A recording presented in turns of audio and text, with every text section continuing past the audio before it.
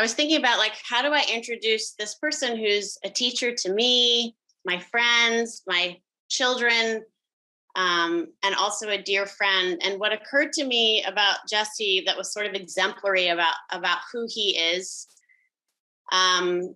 was a year ago, COVID came to my neighborhood. We were the epicenter globally. I live in Jackson Heights. And they closed the playgrounds here. So the playgrounds were fenced off. You couldn't access the playgrounds. And a rising panic moved into my body because in New York, we don't have outside space. We live in an apartment. We depend on playgrounds for our kids to move and play. And I reached out to Jesse and I said, there's nowhere for us to hang. And he's like, why don't you just build a structure in your house? And I was like, okay. So Jesse rolled up in his van with steel piping and built out an amazing hanging grid in our hallway, which we now hang hammocks and spinning things. We do pull-ups. We have family challenges. It is the way my son moves from the kitchen to the front door. He is constantly climbing, this is a year later. There has been no waning in that movement. It has continued to be incorporated into our life. And that's what Jesse does. He transforms what could be a sort of preordained way of moving through space and opens up the possibility to movement your way, with play, with enjoyment. It's what feels so rich and special to me. And it feels to me like why Jesse's gift, especially for this festival and Tending the Roots, is taking geography with these preordained ways of moving through it, sidewalks, fences, grassed areas, and he flips it on its head and he offers and invites people to find their way to interact and relate to their environment. And far from it being a conquer the space mentality, Jesse creates a way for people to relate to assimilate into, to be incorporated with different geography throughout urban places and in natural settings. And it has continued to bring enormous gifts, not just to me, but throughout the city. Jesse has a company called The Movement Creative. He works in schools, he works in neighborhoods, he teaches internationally. He's been all over the world. He's a big voice in the parkour community. And he's here to share with us, like, how do we transform our space to elicit joy and play and to bring something that's generative back into our lives, to reclaim our ability to explore and expand movement possibilities. And I know it's not his jam to be in a virtual space by far. Kind of, he's resistant to it, but I'm so glad he is here. And I'm so glad he gets to share some of his joy and games and crazy intelligence and deep heart with us.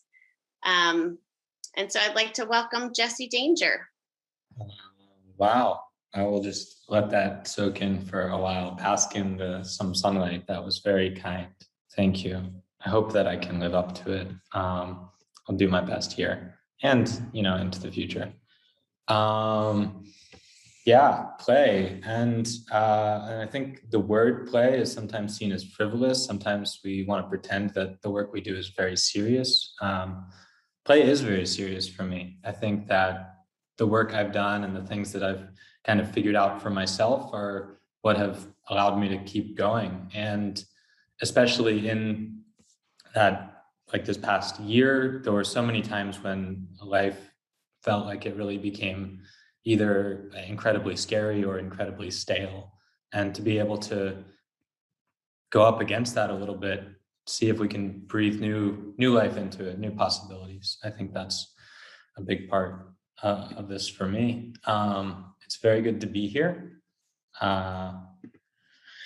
There are some basic props that you could get. That's like Jenga blocks, and I have like a selection of different balls, and I have a book. I've got a couple pillows in the back that I can use. The specific props are not going to be super necessary. We'll be exploring what's possible with the props through this. Yeah, I'll start by talking a bit, try to set some context for the work and how I came to it. And then I'd like to dive in and have us try some of the things out and see what we can come up with together. And then we'll have a chance to reflect and showcase and ask some questions. Yeah. Around that, say no when you need to, make the changes that keep this fun. And if you can, then do your best to find a way.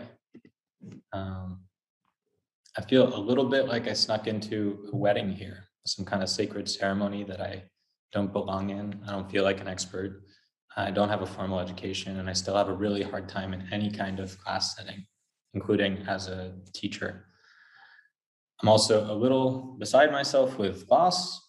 I lost a close friend this past week, and I also lost my notebook, which kicks up a whole lot of dust for me, especially around even preparation for this session. I lost my computer, I lost my notebook, and I'm so attached to this like plan and this knowing, and then I'm in this process of trying to prepare again for this and thinking, well, if I like over prepare now, or if I try to like rush into this, I'm going to be stuck in kind of a rigid mindset. Like I'll just be kind of robotically moving through this. And I think even in that, this framework is a little bit liberating to me, because it says, well, even if I lose a book full of hundreds of games that I love to play, I still have the capacity to make so many more through this.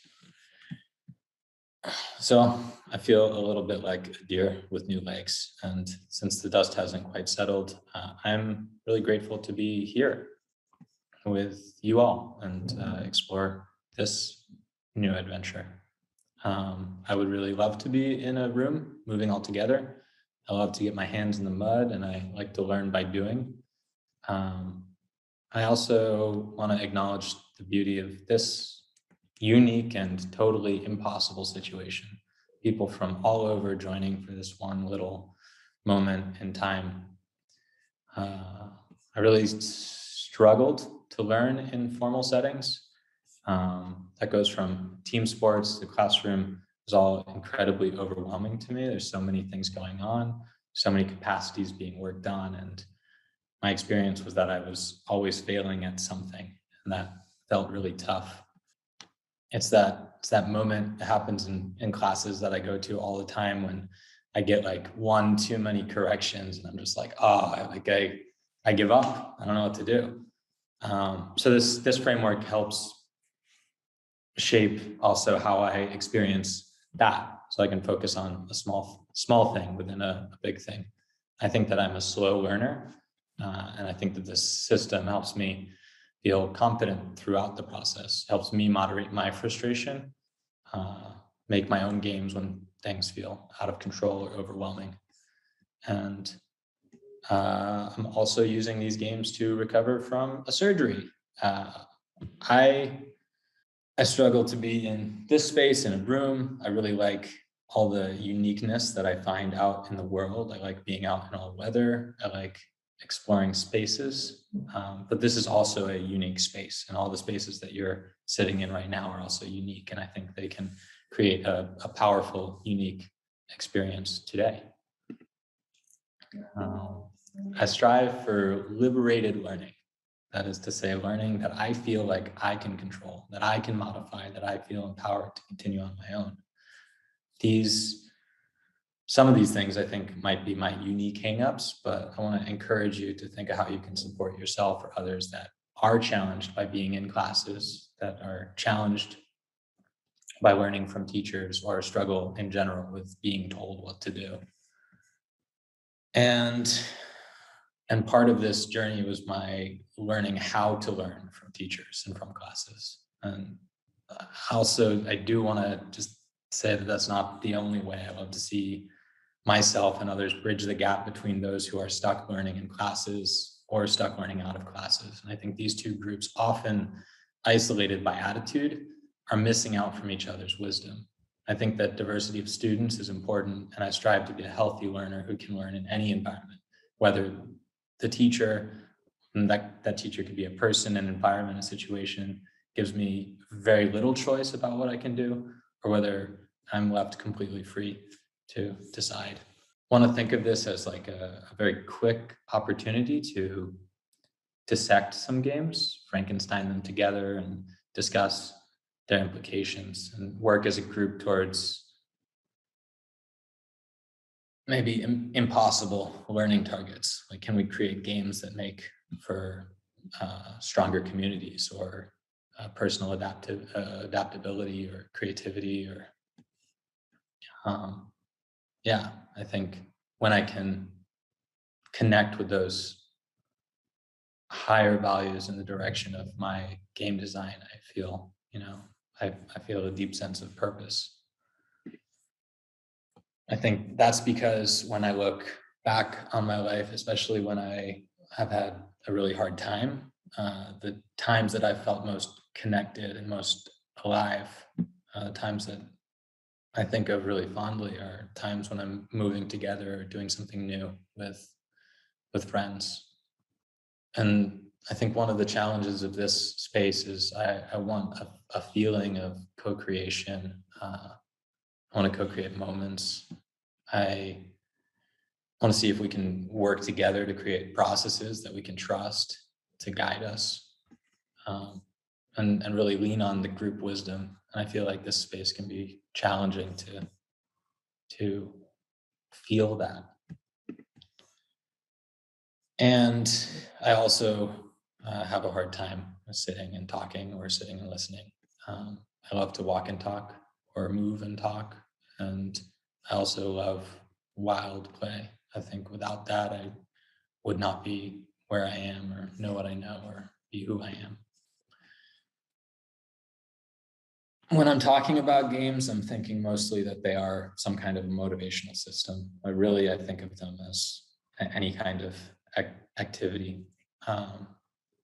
And within that, I think there are finite and infinite games. A finite game would be like a game of chess, and an infinite game would be being a chess player. So trying to connect the finite moment to the infinite game, I think, creates an opportunity to healthfully explore things that do come up in games, like competition, knowing that can support the infinite game of becoming who you are.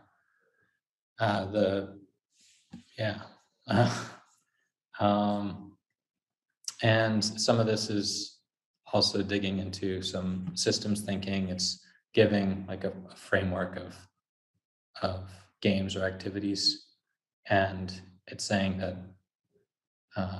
if we were to change like a tiny piece of that it would create kind of rippled changes throughout.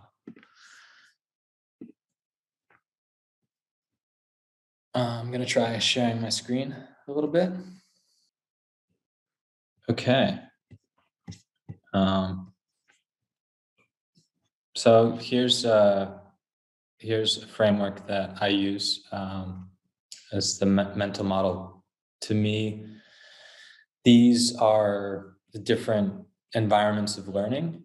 And I found that formal education mostly focused on the lower two quadrants here, that's drills and challenges. And I found that I mostly want to learn in the upper quadrants, which is exploration and play. I found that creating my own exploration and play opportunities really helped me learn what I wanted to learn. And I think looking at the model as a whole, this is something that, like, if I'm coaching a session, I try to bring each of these portions into it. I don't know how well I'll do with that session today, but in general, I want to be a thriving learner. So I want to be able to succeed in all of these environments. And I know that different students will connect with different quadrants. So I think the power to either, give the space that is easiest for a student, or give a space that like may intentionally challenge that student. Like say like, okay, like maybe this is a nice opportunity to see if you can explore here or see if you can focus. And then the games that we have broken into a system, these are the different pieces of the system. And I think really you could have any number of different pieces here. This is simply breaking it into some kind of parts that could be tooled around with. And this is the system that I'm more comfortable with. This is adapted from working with Institute of Play and Quest to Learn, which was a game-based, or is a game-based school in New York City. And then that can also look like this. This is like a sheet that we might use in a coach development, or we do game design programs with kids. So this can help organize some thoughts around what a game is, and maybe make sure that certain information is present, so it's easy for people to replicate the games that other people are playing. We also have kind of a social model, working all together. We're all together now, and we'll be splitting into different groups, doing some independent work, and then small groups. So these are the different ways that we can socially relate. There's a few different ways we can socially relate. And then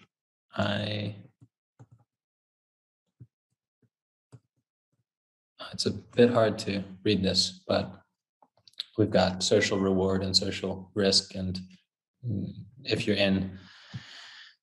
looking for new material with and what you're uniquely capable and what's unique about your environment, I think there's a really high amount of social reward possible. And I think that connects with ideas around site-specific dance as well.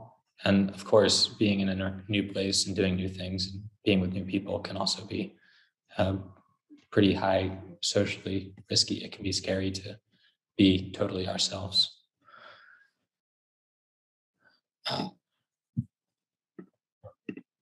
So I want to try a little exercise in the chat right now. I have to see my chat. And this is just to start exploring that concept a bit. I got this exercise from Trevor DeGroot from the Play Project, Canada. And yeah, it's a fun little thing. So let's imagine a game that we all have some familiarity with. I think soccer. I don't play a lot of soccer, but I know soccer, and I want you to type into the chat box like something that you could change about soccer. So you could say like 3 goals, 2 balls.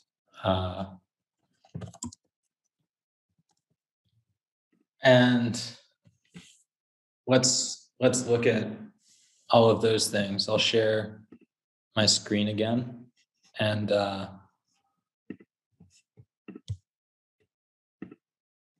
want to think about now, if we were to change one of those things, what other kind of repercussions might it have?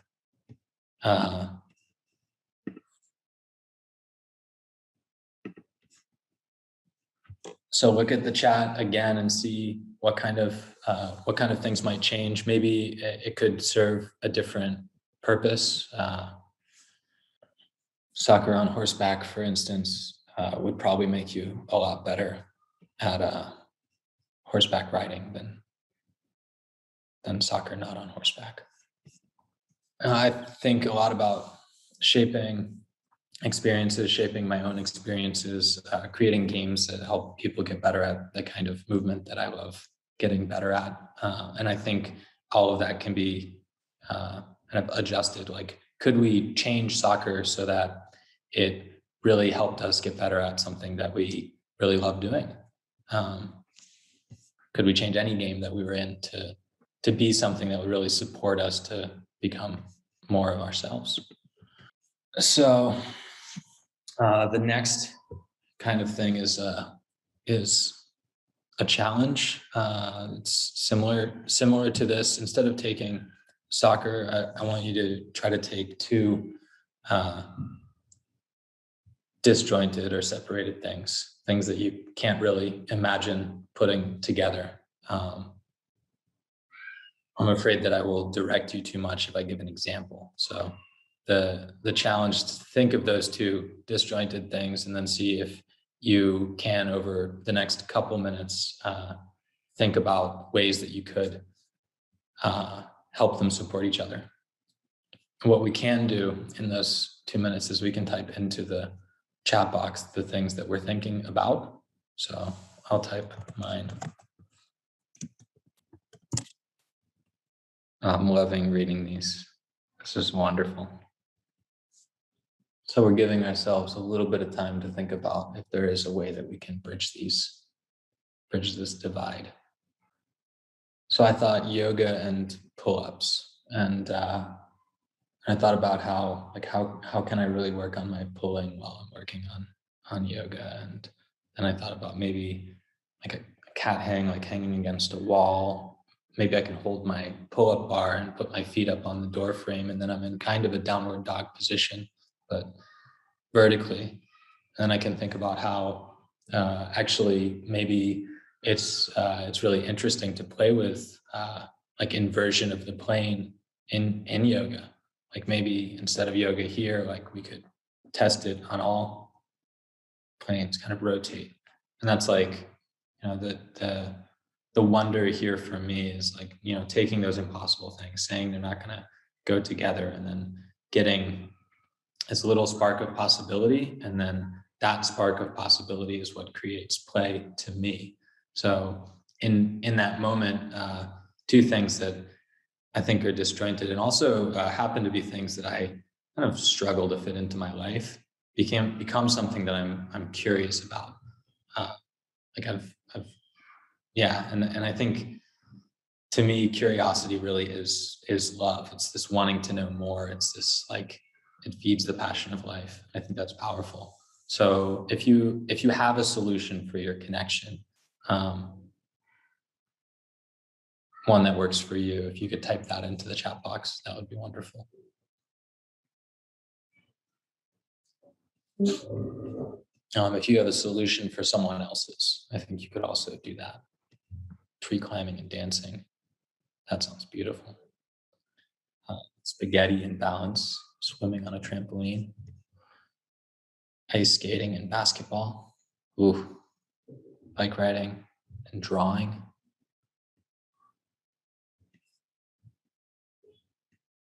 Slowing down and not expecting success.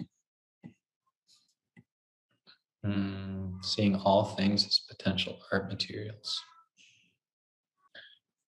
So to me, this framework opens it up a little bit. It says, like, can I change one of these things? Can I change where I'm doing it? Let's go. I'll just pull this up for a second. Can I change where I'm doing something? Can I change the tools that I'm using? Can I change what I'm trying to do?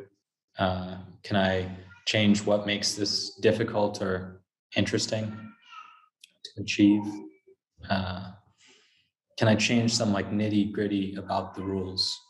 I was definitely like a rules lawyer on the board games growing up. And now I see how much fun it can be to just try changing one little rule and see how it affects the whole game.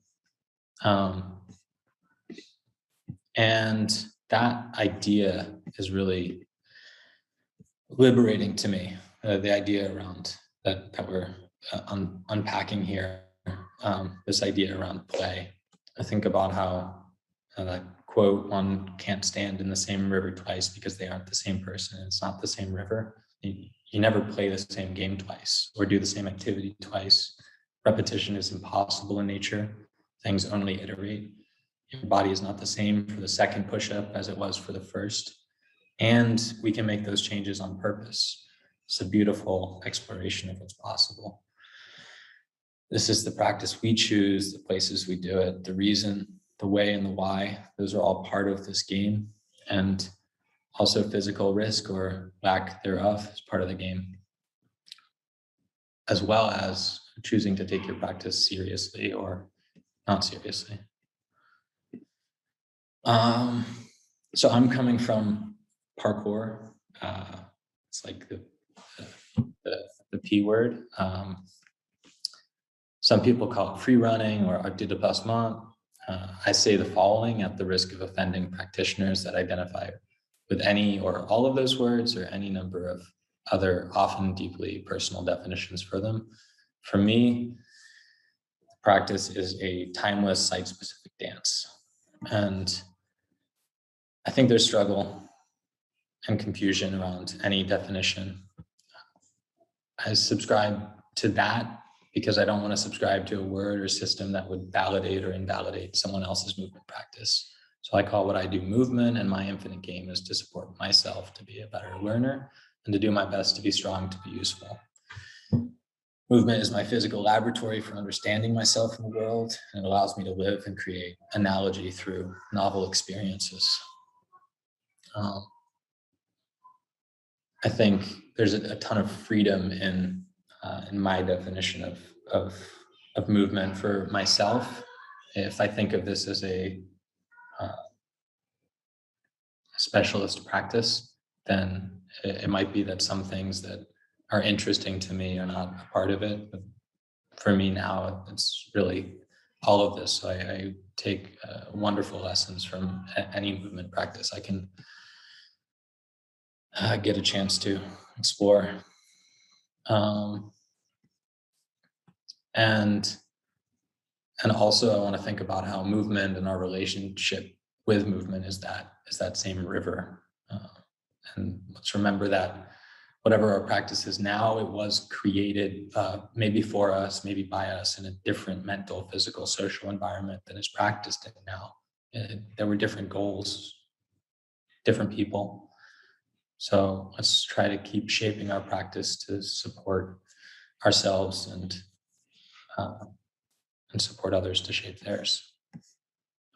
If we can release, or really if I can release a little bit of the preciousness of my practice, then I can give myself a little permission to create a new environment, new constraints, to drive new creativity, and maybe make new activities to give a try, or look to develop new results or refine old ones.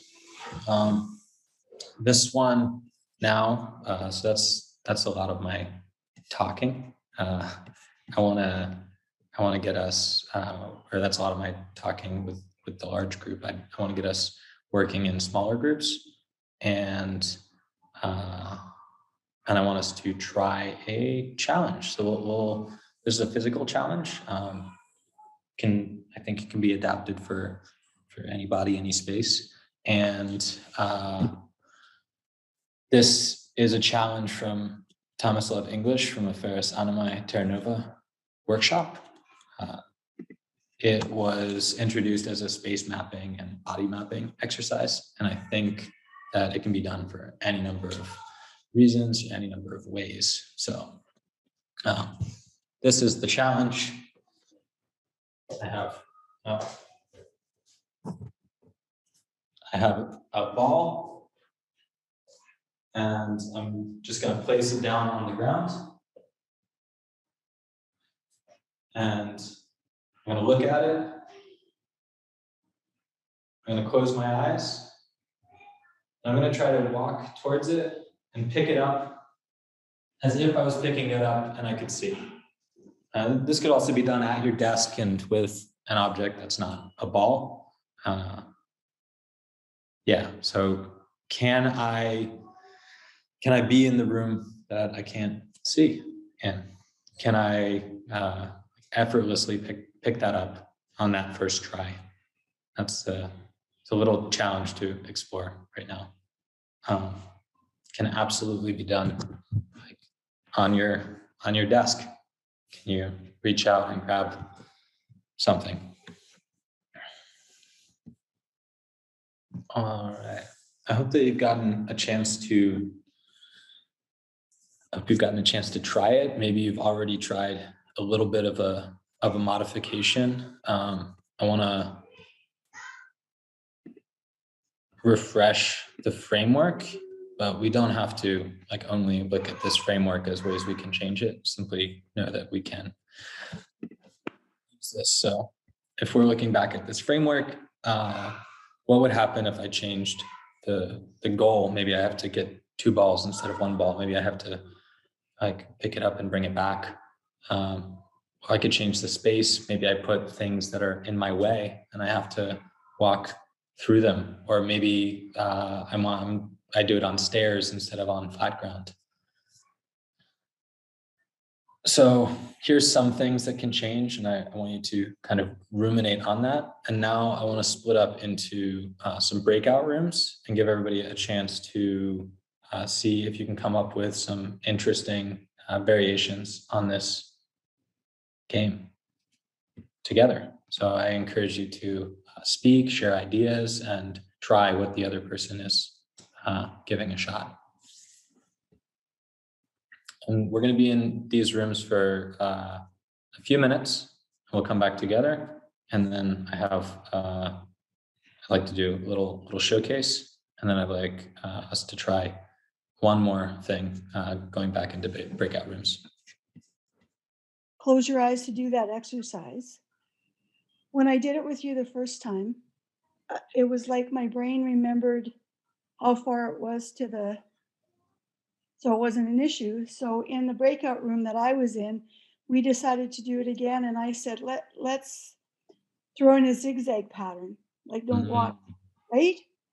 Well, my brain figured out how I literally walked right to it and touched it. Like when I did it the first time, I had to kind of feel, but I literally did a zigzag and walked right to it and picked it up.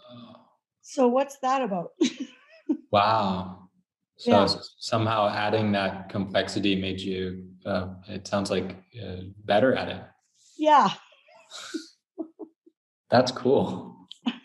Debbie, are you good at puzzles? Pardon? Are you good at puzzles? Yeah, I'm pretty good at puzzles. I'm really good at patterns. I notice patterns and things. So That's why you got your motor memory figured well, that out, and that's how you were able to do it. well, and I'm fascinated by the parkour, Jesse, because I was in a car accident, and no offense to physiotherapists, but it's not enough of a challenge. It's more than just building the body back up. It's this guy up here. And one of the things that I did in the hospital is before I could actually get out of bed and learn to walk, is I needed to learn to sit up. And so they would lift my bed up. And I said, I don't want to have you help me sit up like you do with everybody else in the room, because that's not how I sat up before. I want to sit up like I did before. And so I went to bed when I woke up and just sat up. Mm. And the muscle memory was there. Yeah. So to me, part of the PT training is they forget, how did you do it before? Not how you're going to do it now, because you might have some what you think is sore. And I'm discovering if you trick the brain, you don't have the pain. So I just wanted to share that with you because I really like what I've seen so far from this class. That's wonderful to hear. I wonder if part of it is also this like task orientation, which is really big in parkour. I'm going out and I'm exploring the environment, like I'm trying to do a thing. And so often in my experience with PT, it's like, oh, do this like simple thing 1 billion times, like every single day for the rest of my life. Like, oh, like I don't know about that. But if I can get kind of enraptured in a task, like something that I'm trying to figure out, it's like wanting to figure it out that like really gets me connected to it, and something happens inside of my body for those, like to get some results. I see a hand up from Mary. Thanks. Yeah. I was just going to say I had a similar experience a couple of years ago. I'm a wheelchair user anyway, and I was prior, but I had sepsis 2 years ago.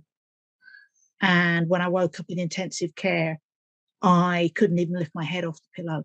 Had to relearn how to do everything, but it had to be my way. It had to be how I did it before. There's very little now that I do differently to how I did before. And I had some great physios who allowed me to do things the way I did before. I also wanted to say that there is such a thing as wheelchair parkour.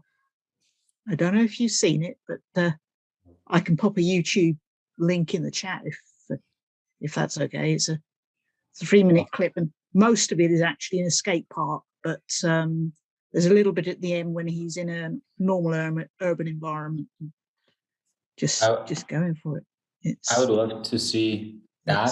It's cool. Yeah, I'd love to see that video. I also like parkour. Really, for me, is like this blank canvas of movement and all the capacities that we could improve with it. So if I can improve my space mapping or body mapping or ability to do a thing, like I'm learning ukulele now, and I see that as a movement challenge. There's some combination of like, can I get the rhythm right? Can I learn these different things? Like, what's going on with my body? What's going on with my mind? So in that way, it's like, it feels the same. I want to actually hop into breakout rooms one more time. I got one more, hopefully fun thing for us to do. So the other thing that I would like to do is some prop exploration. So we're focused on the things right now. I think it can take a little bit longer to focus on the people and also on the places, but I think we can use person, place, and thing to really create powerfully unique movement opportunities. So I have a bunch of little props. I'll show you what I've collected here.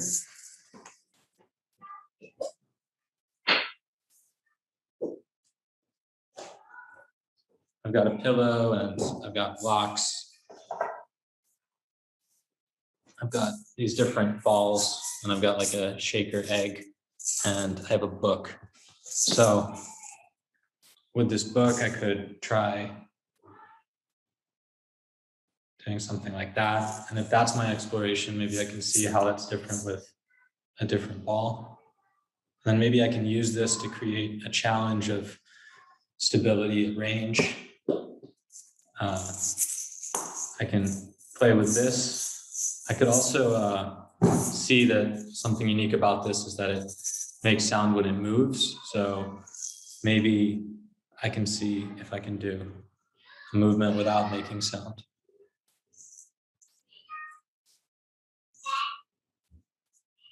And that gives me a whole new idea to explore there. Can I be stable enough not to be shaking the thing that is made to make sound? Could also take a pillow, practice balancing, maybe practice doing something.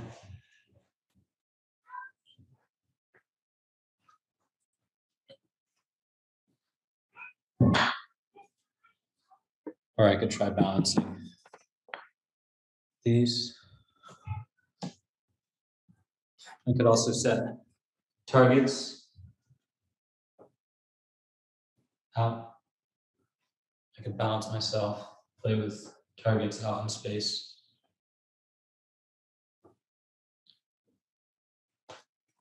So I want to hop back into breakout rooms and I want you to explore what's possible with whatever props or things you can find around you. And then I want you to see if you can come up with maybe a challenge with that. We'll take just 3 minutes for these breakout rooms with the same size groups. So fun. So much giggling.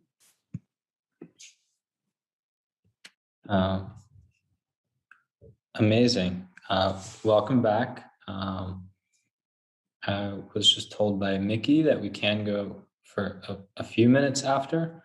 I would love to answer any questions. And I also want to say that if you want to continue the conversation. I also see like Chris and Charlotte asked about plans to build your own indoor structure. I'd be happy to share all the ways that I do it, send you to whatever resources I can give you. So please feel free to reach out to me by email to keep that going. Before then, I'd love to, before any kind of questions, I would love to see a share with someone who is proud or excited about what they found from their props. I just Christine. Have a look at Norma's. Norma found some good things. Norma is on mute too. Am I still on mute? Okay. I just remembered an improv game that we played where, you've got a hat, and you've got some little candles. So it could be a hat or it could be a basket, or you could put the candles inside and try to roll them around without spilling them on the floor. Norma, the balls are in your hat, right? Is that what's going on? That's amazing. In improv, you take turns. So it's like a competition. Anybody can think it's a hat, but who can think of it as a basket, and who can think of it as something to put candles into around the brim, right? It's a little competitive. It really sparks your creativity that you didn't think you had any of.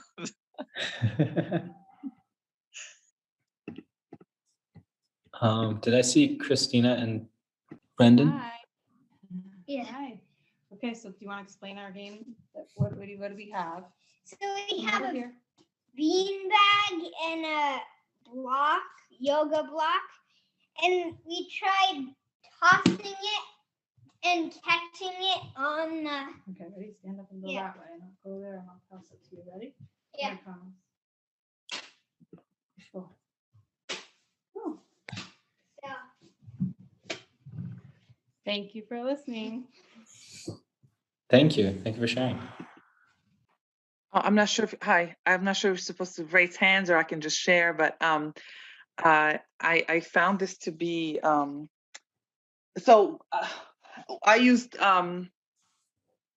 yoga blocks and I forget what this is called, but it's for crystal balls. It's like to play.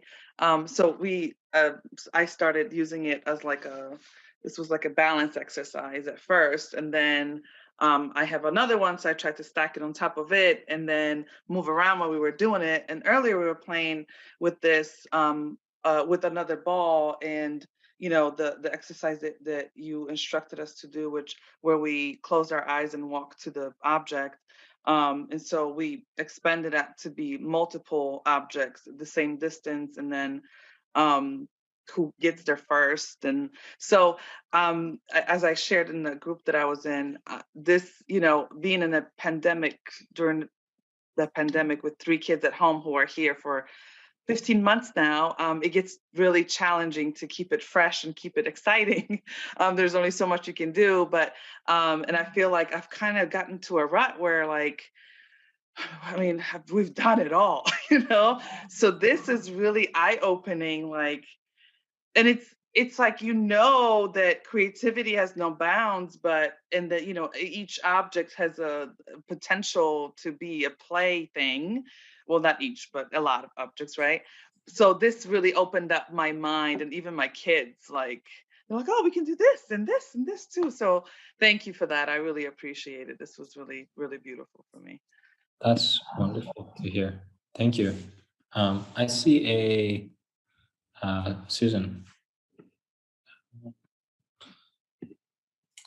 I was just thinking about and was saying to my teammates that the other day I went for a walk with some young children, and I said, let's go on a nature walk and collect things that we think are really cool.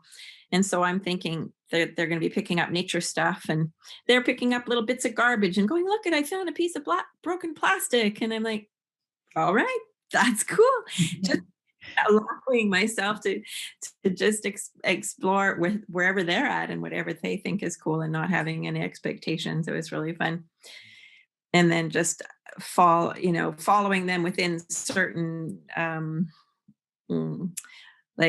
they wanted to go for a walk along the road, and I'm like going, well, then we have some rules, but and still finding ways to make it fun and creative by finding interesting rocks and whatever along the way. So yeah, thank you. It's fun.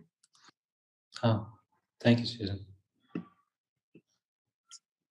Jesse, I want to thank you so much. Do you have anything you want to add here? No, just that what we just did at the end there, and I'd love to do so much more of. It's really like one of my favorite things to do is like, that's what I do as a teacher, and it's what I do as a student. And I think that's where my mind goes when I feel like frustrated, or like I can't handle a situation, or I can't think of what to do. I usually just need to make a little tweak. So thank you all so much for being here with me and moving a little bit and listening to me talk. Thank you. It was so fun. And thank you everyone for showing up. I wanted to remind you at 6 o'clock, we have our closing ceremony. If you can come join us, it would be so special to have you all there. And Jesse, thank you for sharing. I know this is like the teeny tiniest little sample of everything you offer. So everyone, you can check out Jesse at the Movement Creative. You can see what he's doing there. Really incredible work. And he does have virtual stuff and a huge team that's very devoted and really expert at what they do. So look into it. And thanks for sharing time with us. Thank you, Lena. Yeah. Thank you. We'll see you all super soon. You can unmute and say bye. Thank you. Thank you. This is so much. This was so fun.